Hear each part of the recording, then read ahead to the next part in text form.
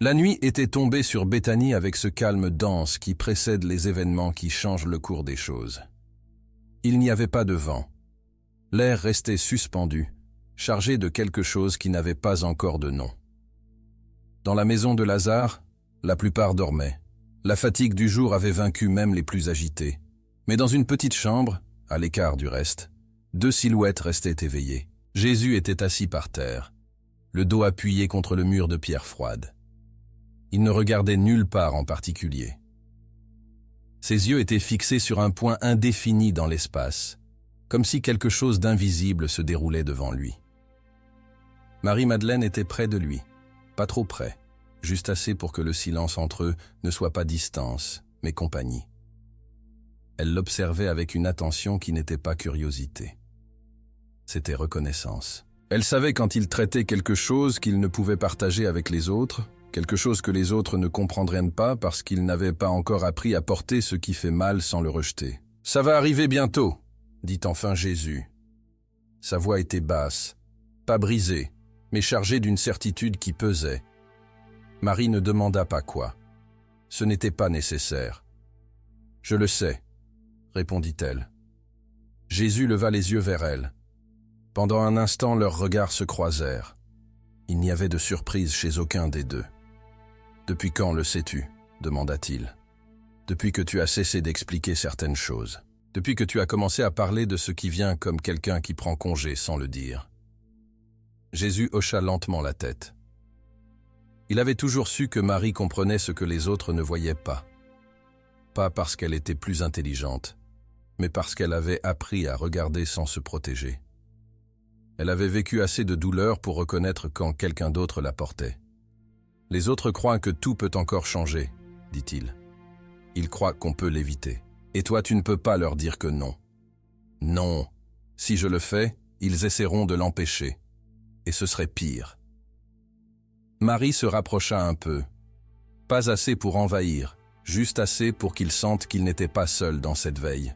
« Judas a déjà décidé, » dit-elle. Ce n'était pas une question. Jésus ferma les yeux un instant. Oui, depuis des jours, peut-être des semaines. Je ne sais pas s'il le sait entièrement lui-même encore, mais il l'a déjà décidé. Et toi, tu vas le laisser faire. Je ne vais pas le laisser. Je vais permettre que ça arrive. C'est différent. Le silence s'installa à nouveau entre eux. Il n'était pas gênant. C'était le genre de silence qui n'existe que entre ceux qui ont vu trop pour avoir besoin de remplir chaque pause avec des mots. Marie respira profondément. « Pourquoi moi » demanda-t-elle enfin. « Pourquoi c'est à moi que tu dis ça ? Parce que toi, tu n'essaieras pas de me sauver. Parce que tu comprends que certaines choses doivent se briser pour que d'autres puissent naître. Et parce que j'ai besoin que quelqu'un sache que je n'ai pas été naïf, que j'ai vu venir chaque pas. » Marie sentit un nœud dans la gorge. Elle ne pleura pas. Elle avait appris depuis longtemps que les larmes n'aident pas toujours. Parfois, elles brouillent seulement la vue quand on a le plus besoin de clarté. « Que veux-tu que je fasse » demanda-t-elle. Jésus la regarda droit dans les yeux. « Je veux que tu te souviennes. Quand tout sera passé, quand les autres seront confus, effrayés, perdus, je veux que tu te souviennes que rien de tout cela n'a été une erreur, que chaque décision a été prise les yeux ouverts, que le plan n'a jamais été d'éviter la souffrance mais de la traverser. » Marie hocha lentement la tête. « Et après » demanda-t-elle. « Après, tu devras soutenir ceux qui resteront. Ils auront besoin de quelqu'un qui ne se brise pas, quelqu'un qui leur rappelle pourquoi ça en valait la peine. » Jésus marqua une pause. Pierre essaiera de prendre la tête, mais sa culpabilité va le paralyser un moment. Jean finira par comprendre, mais il est encore trop jeune. Il a besoin de digérer la douleur d'abord. Les autres se disperseront, certains par peur, d'autres par honte. « Et Judas ?» demanda Marie. Jésus baissa le regard. « Judas est le plus compliqué. Il croit qu'il me trahit, mais en réalité, il accomplit quelque chose qui doit s'accomplir. Le problème, c'est qu'il ne le sait pas. Et quand il s'en rendra compte, il ne pourra pas le supporter. » Marie sentit un frisson. « Tu vas lui pardonner. Je l'ai déjà fait. Il ne le sait pas, mais quand il le comprendra, il sera trop tard pour lui. Il ne pourra pas se pardonner à lui-même. Le poids de cette vérité tomba entre eux comme une pierre dans une eau calme. Marie comprit alors l'ampleur de ce que Jésus portait. Pas seulement son propre destin, mais celui de chaque personne autour de lui. Même celui de l'homme qui le livrerait. « Ça n'a jamais été seulement sur toi, dit-elle. Non, jamais. C'est pour ça que ça doit être ainsi. Si je fuis, si je me cache, si j'évite ce qui vient, alors tout ce qu'on a dit perd son sens. Les paroles redeviennent juste des paroles, et les gens ont besoin de plus que de belles paroles. » Marie s'adossa au mur à côté de lui. Leurs épaules se touchaient presque. « Dis-moi ce que tu veux encore que je fasse. » Jésus respira profondément. « Quand on m'arrêtera, n'interviens pas. Laisse que ça arrive. Ça va être difficile, je le sais. Mais si quelqu'un essaie de l'empêcher, tout se complique. » Pierre essaiera de se battre. Je l'ai déjà vu en lui. Retiens-le si tu peux. Après, quand tout sera fini, quand ils croiront que c'est terminé, attends. Ne fuis pas. Reste proche. Il y aura un moment, 3 jours plus tard, où tout changera à nouveau. J'ai besoin que tu sois là. J'ai besoin que tu sois la première à le voir. Marie le regarda intensément. La première à voir quoi? Jésus sourit à peine. Un sourire fatigué mais vrai. Que la mort n'est pas la fin. Que tout cela avait un but. Que le pouvoir ne se maintient ni par la violence ni par le contrôle, mais par quelque chose de beaucoup plus radical, par la remise totale. Marie sentit quelque chose bouger en elle. Ce n'était pas la peur. C'était quelque chose proche du vertige qu'on ressent au bord d'un précipice quand on sait qu'il faut sauter mais qu'on ne voit pas le fond. « Les autres vont dire que je suis folle, » dit-elle.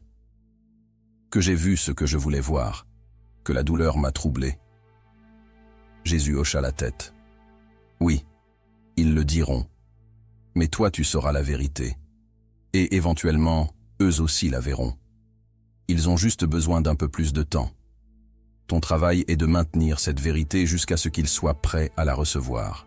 Tu vas être rejeté, questionné, minimisé, mais tu ne fais pas ça pour qu'on te croie maintenant. Tu le fais pour que la vérité ne se perde pas. » Marie ferma les yeux. Elle sentait le poids de ce qu'on lui demandait. Ce n'était pas un honneur, c'était un fardeau. Mais c'était un fardeau qu'elle était prête à porter. « Pourquoi ça doit être comme ça ?» demanda-t-elle. « Pourquoi il n'y a pas un autre chemin ?»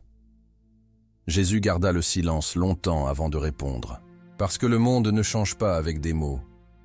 Il change quand quelqu'un est prêt à tout perdre pour ce en quoi il croit. Et pas seulement le perdre en théorie, mais le vivre jusqu'au bout. Les gens ont écouté des prophètes pendant des siècles. Tous parlent d'amour, de justice, de pardon. Mais personne n'a été prêt à le démontrer complètement, à ne pas se défendre, à ne pas fuir, à ne pas utiliser le pouvoir quand il l'a. C'est ça qui doit rester clair. Que ce n'est pas une jolie philosophie. C'est une façon de vivre qui coûte tout. Et si je ne le démontre pas, alors je ne suis qu'un autre maître avec des idées intéressantes. Marie ouvrit les yeux. « Je comprends, » dit-elle. « Ça ne me plaît pas, mais je comprends. » Jésus tendit la main. Elle la prit. Ce n'était pas un geste romantique. C'était un pacte, un accord silencieux entre deux personnes qui savaient que ce qui venait allait tout briser de ce qui était connu. « Il y a autre chose, » dit Jésus.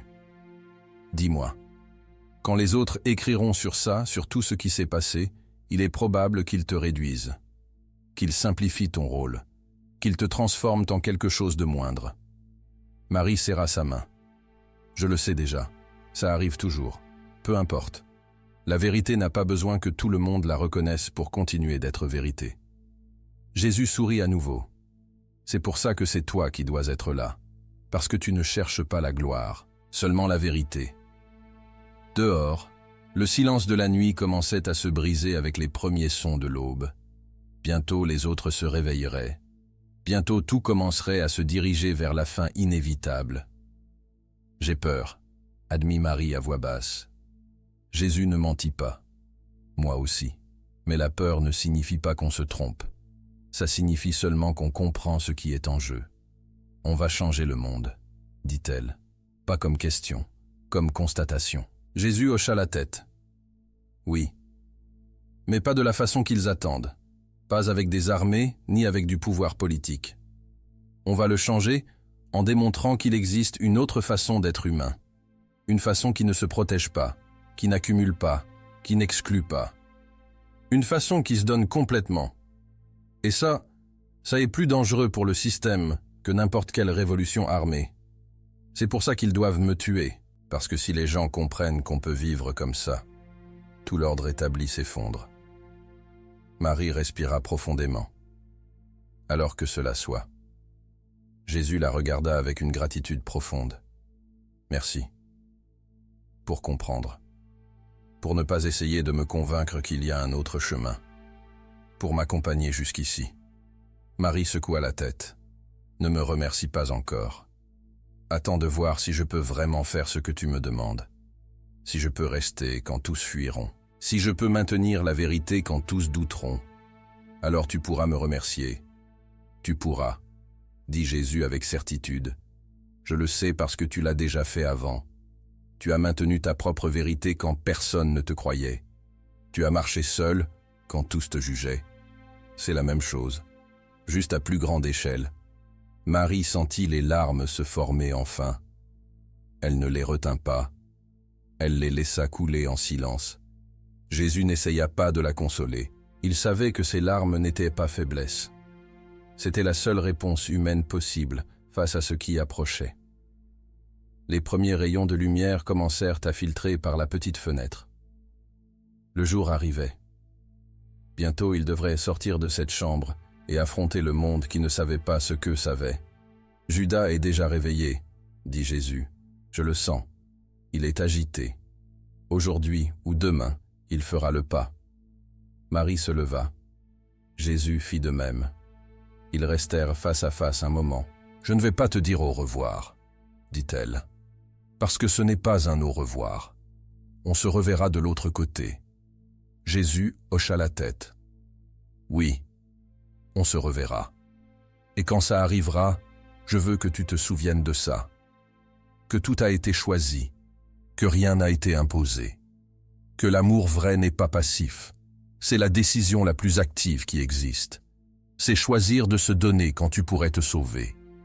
C'est choisir de pardonner quand tu pourrais condamner. C'est choisir de faire confiance quand tu pourrais contrôler. » Marie sentit quelque chose se poser en elle, une clarté nouvelle, une force qui ne venait pas de l'absence de peur, mais de la décision d'agir malgré elle.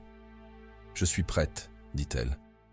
Jésus la regarda une dernière fois dans cet espace privé où la vérité avait été partagée sans filtre. « Alors allons-y, que commence ce qui doit commencer. » Ils sortirent de la chambre ensemble. Le soleil était déjà haut. Le jour était pleinement arrivé. Les autres disciples commençaient à bouger, à préparer le petit déjeuner, à planifier la journée comme si c'était une de plus. Ils ne savaient pas que le plan était déjà en marche. Ils ne savaient pas que chaque pas à partir de maintenant les mènerait inévitablement vers le moment qui changerait tout. Marie regarda Jésus marcher parmi les autres. Personne ne remarqua rien de différent.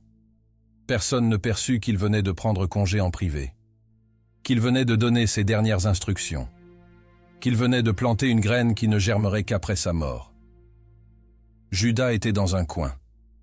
Il regardait Jésus avec un mélange de dévotion et de ressentiment. Marie l'observa et comprit ce que Jésus avait dit. Judas avait déjà décidé. Il ne manquait plus que le monde s'aligne pour que sa décision devienne action. Cette nuit-là, assise parmi les autres, Marie garda le silence. Elle écouta les conversations, les rires nerveux, les plans naïfs. Personne ne savait qu'il était déjà trop tard pour changer la direction. Personne sauf 2 personnes qui avaient parlé dans l'obscurité et qui portaient maintenant un secret qui soutiendrait le monde quand tout semblerait perdu. Le plan n'était pas d'éviter la trahison, c'était de la traverser. Et de l'autre côté, construire quelque chose qu'aucun empire ne pourrait détruire, quelque chose qu'aucune mort ne pourrait arrêter, quelque chose qui n'était possible que parce que quelqu'un avait été prêt à tout perdre sans se défendre, et que quelqu'un d'autre avait été prêt à s'en souvenir quand tous oublieraient. Ainsi commença la fin. Et ainsi fut planté le commencement.